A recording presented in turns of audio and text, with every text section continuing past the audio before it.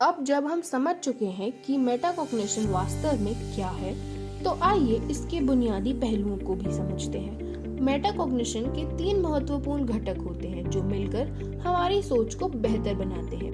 पहला, योजना बनाना यानी प्लानिंग। किसी कार्य की शुरुआत से पहले यह तय करना कि कौन सी स्ट्रैटेजी अपनानी है, लक्ष्य तय करना और समय एवं संसाधनों या रिसोर्सेज का सही उपयोग करना।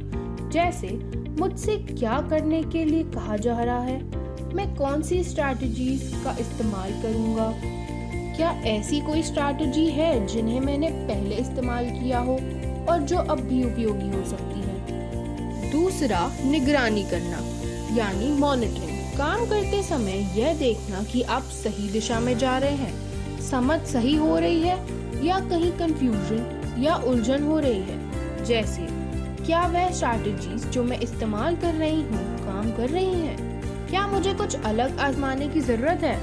तीसरा, मूल्यांकन करना यानी इवैल्यूएट। कार्य पूरा होने के बाद इस पर चिंतन करना कि क्या अच्छा हुआ, कहाँ कमी रही और अगली बार कैसे बेहतर किया जा सकता है। इन विशेषताओं को समझने से हम सक्रिय और जागरूक शिक्षार्थी बनते हैं। उदाहरण के तौर पर, यदि आप कोई पाठ पढ़ रहे हो और अचानक महसूस करें कि कोई हिस्सा समझ नहीं आए, तो निगरानी आपको इसे दोबारा पढ़ने या मदद लेने के लिए प्रेरित करेगी। वहीं अंत में मूल्यांकन करने से आपके भविष्य की सीखने की स्ट्रैटेजी और मजबूत हो जाती है। यह विशेषताएं केवल पढ़ाई तक सीमित नहीं है, यह निर्णय लेने, समस्या समाधान और यहाँ तक भावनात्मक नियंत्रण में भी उपयोगी है।